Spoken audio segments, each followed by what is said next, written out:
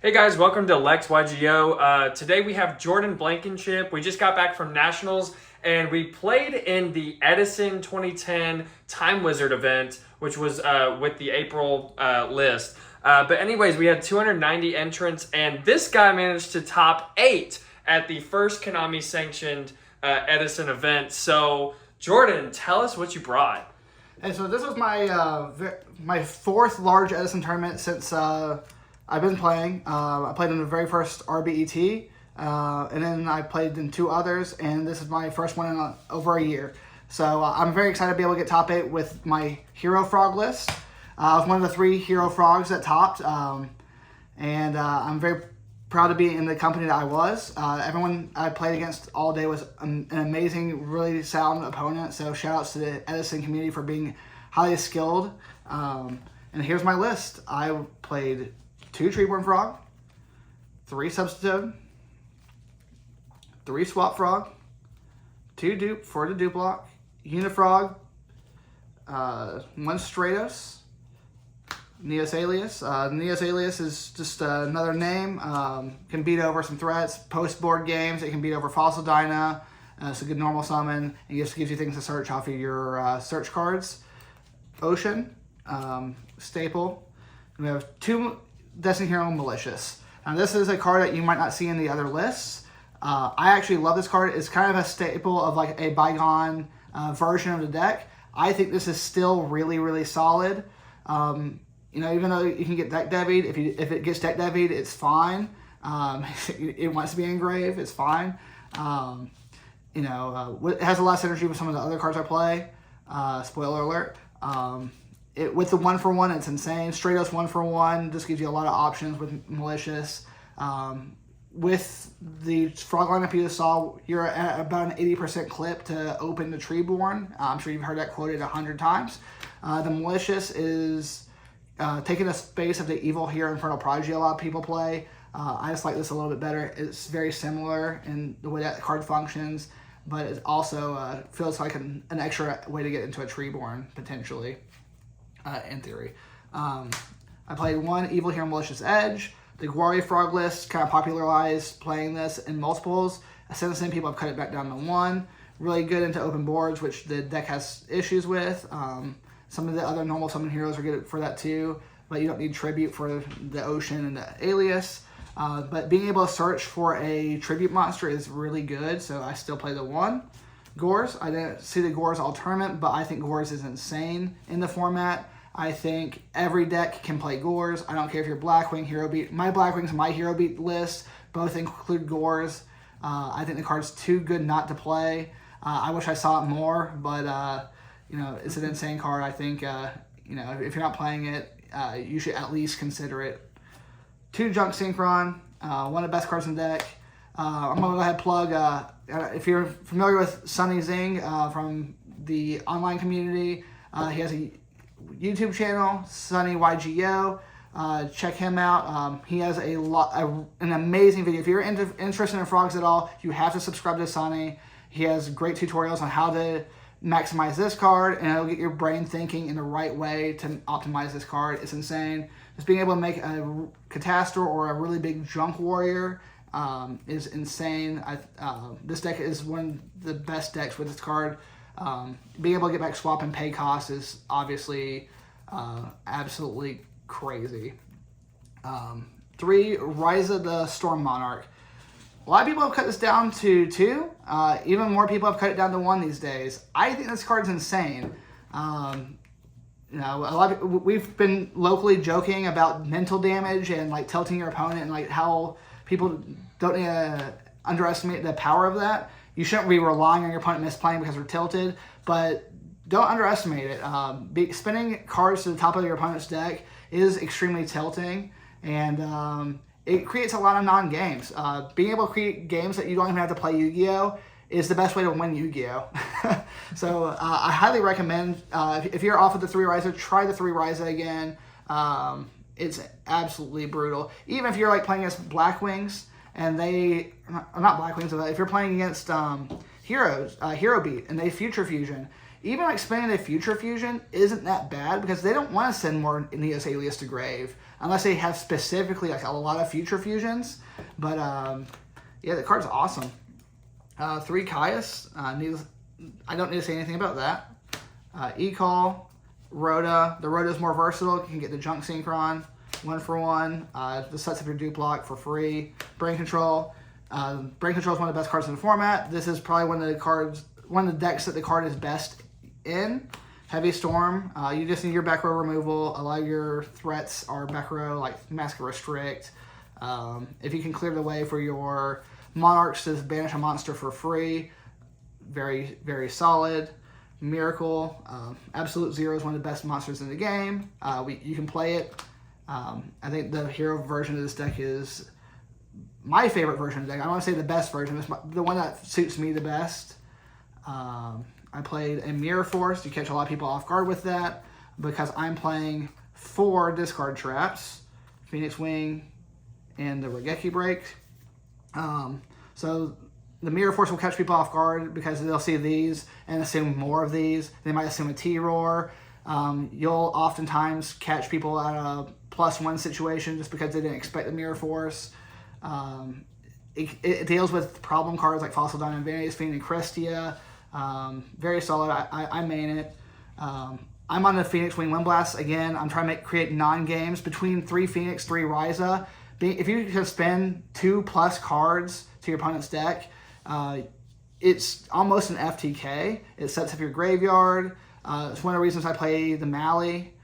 With the Ocean can loop Mally, your Swap Frog can loop Treeborn, and just give you infinite fodder for these, and that came up so much. I won so many games just because I had multiples of this card in Ryza. And I'm sorry to anybody who I tilted. That was my game plan, to make your draws terrible. I feel so bad for this one Hero Beat player I played. He opened Gilman, summoned Gilman, and I just made him draw that thing like 3 times. So sorry to that guy. Feels terrible. We'll move on to the extra. It's very standard. 3 App 0. Gaia never comes up, but you need Gaia. Chimera Tech, I just didn't want to be caught against machines. I don't play the Cyber Dragon on the side, spoiler alert, but I didn't want to allow machines to get away with summoning Cyber Dragon next to Fortress. So I just want to make sure I had it just to punish it if I needed it. My extra deck space isn't super tight. I play an Armory Arm, 2 Cataster. I've never made the 2 Cataster in a single game, but it is possible I might need it against like a Titanial deck or something. Junk Warrior is an MVP. I was able to attack through Gores because I made a 3,500 attack Junk Warrior, attack over a guy, and an attack for 1,000 for game with the Swap Frog next to it. You got your Android. And the time rules that we were playing with, unfortunately, my games never came down to it, but, you know, a card like Android could come up when you play with the time rules we were playing with at the tournament. I had Black Rose Dragon. I had Mistworm, Stardust. Those basically never come up, but you want them if they're needed. Bryo is insane with the Junk Synchron. You have access to 6s very easily because of Junk Synchron, get back a 2 plus Treeborn. And my Gores token is a Radiant Greninja, which is an awesome looking card. Highly recommend getting nice looking Pokemon cards for tokens. Sideboard, I have 3 Book of Moon. That's pretty much for the Mirror and Cristia decks. You just want to be able to set a Monster Floodgate so that you can play the game. 3 Vanity's Fiend. It's for basically the Mirror and maybe Quick Draw. You want to put the Floodgate so that they can't play the game. 3 Soul Exchange. Very good going second card. Very good when they're trying to turn off your Treeborn access. This almost always comes in post-board because of all the things that your opponent's trying to do to you. And it outs like Vanity's Fiend cleanly. It outs Fossil Diamond cleanly. Very insane card. Sometimes like the Malicious will come out for that. Sometimes the Junk Synchrons will come out for it depending on the matchup. But it's a very solid card. 2 Snowman Eater for the beater decks. Glads, Black Wings, Hero Beat. 2 Battle Faders. That's actually over DD Crow. I'm not playing Crow.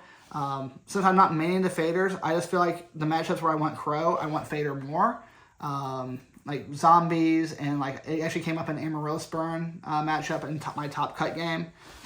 So it seems a little odd putting it aside, but I stand by that choice in my build. I do believe it's better than DD Crow. DD Crow doesn't get a lot of mileage in here because you have a lot of ways to banish and spin things for advantage, while DD Crow will just neg you. There's some cute stuff you can do with like 1-for-1 and like swap Frog to bounce to get it in your hand pretty easily, but that's a pretty heavy neg anyway. And then I played 2 Regeki Breaks. This used to be 2 Death Tornadoes, and then I realized Regeki, I have all this discard fodder, all these like loops, so this is just more versatile. I can hit Monster Floodgates as well as Back Row Floodgates. Very, very good card. It can come in over Phoenix if Phoenix isn't good. It can come over. I can honestly play up to 6 discard traps and not feel bad about it. So Regeki Break is a very solid, just as generic as it can get removal card. While you're on the topic of side decks, I do have a question for you. So, playing Frog Hero specifically, what is the top side cards that you feared the most, and like how did you play around them? So Mask of Restrict is obviously one of the strongest side cards in the format against you. You kind of rely on just what you draw. So you play with your Miracles. You have to play into like your Regeki Breaks, your Phoenixes. You just try to remove those as fast as you can. Sometimes if they have a Fossil Dino on board, I have just set Dupe Frog and set on it for a while and just let their Fossil Dino do work against them instead of me. If they can't special summon, they can't get over my Dupe Frog. I can't get over their Fossil Dino. I'll make them answer it. Vanity's Fiend is obviously... I lost my last game. My first loss was my very last game of day 1 against Frog, the Frog Hero Mirror match. That guy actually went out to be undefeated in Swiss. Shout out to that guy. But he was able to get a Vanity's Fiend on board faster than I could. I couldn't get any of my outs for it, so he got it. That guy's an awesome player, so shout out to that guy. Awesome. And before we wrap up here, do you have like any side mentions, any shout outs, or any last minute takeaways from the Nats event in total? Yeah, overall the event was awesome. The player base, I couldn't be more proud of the player base. Everyone is in such a good mood. Like everyone's just happy to be here. Edison's a great format. Whether you win or lose, I feel great. I'm happy I was able to do so well. Shout out to all my opponents. They were every single round. I had a competent to extremely good opponent. This event was not easy to top. So really, realistically, anyone who made day 2 was good enough to make top 8. So just because someone didn't make top 8, don't discount their deck building, don't discount their skill level. Those guys are insanely good as well. My meta call going into the tournament was that Frogs would be very, very solid. 3 of us top, so I believe my meta call was correct. I expected to see Vayu Turbo, Black Wings, and Hero Beat. And my matchups for the entire day, I played 4 Hero Beats, I played 2 Black Wings, and I played 2... there's 4 Vayu Turbo, 2 Black Wings, 2 Hero Beats, and 1 Frog Hero in Swiss. And then top 8 match was Amaryllis. So I don't think my deck matched up super well into Amaryllis the way I drew into it. He was able to OTK me on turn 2 in game 3. It's pretty insane. Which is not something that you expect that deck to do, but he had a line to do it, and he found it, and that guy was like really skilled. Very skilled player. Definitely very honest above board player. A lot of people have been like speculating that he was abusing time rolls. That's not. I've talked to the guy. He's a very chill guy. He played very quickly in our match. He killed me turn 2 in game 3, so he definitely wasn't trying to go for stalling. So that was a great experience. Everybody I talked to was amazing. I got to meet some of the online Edison folks, so shout out to those guys. I heard you had some help along the way, specifically like around round 5. Oh, shout outs to my friend Chase. I would not have been able to top without him. We didn't have a lunch break. I was starving. I was on 3 hours of sleep. He just shows up with 2 hot dogs. And I was like, it was at the perfect time. My mind was slipping. I was, starting to feel like, my ability to focus on the game was slipping. And he shows up with sustenance and kept me in the game. So shout outs to Chase. Cool. And any last minute shout outs, Jordan? Yeah, I want to shout out Plus One Gaming up in Cincinnati, Ohio. They've hosted a good number of Edison events, GOAT events. They're a very big, prominent GOAT store. They support a lot of GOAT format. They've been doing all kinds of different formats, but they've definitely supported Edison. I got some really good live paper testing up at that store. Great turnouts, amazing prize support. So if you're in Southern Ohio, Kentucky, the tri-state area, check them out. They're a great store, and they support the Edison community. I want to shout out a player there, Giuseppe. He was able to make the Edison Ultimate Time Wizard event. I had to play him in round 5, and we played 3 times before, and that guy is awesome. He's a very cool guy. Always a pleasure to play against, and it just went my way this time, but it's gone his way just as many times. Shout outs to Tails and Terrors in Lexington, Kentucky. That's our local store. If you're in Central Kentucky and you want a place to play Edison, Sundays at 5 p.m. we play Edison there. I try to be there every single week if I can make it. And even if we can't fire a tournament because we're still building the community here, if you show up, I'll do my best to be there. And I want to shout out through the decades in Louisville, Kentucky. They've also had some great prize support tournaments with some great turnout, 40+ person turnout for the first event.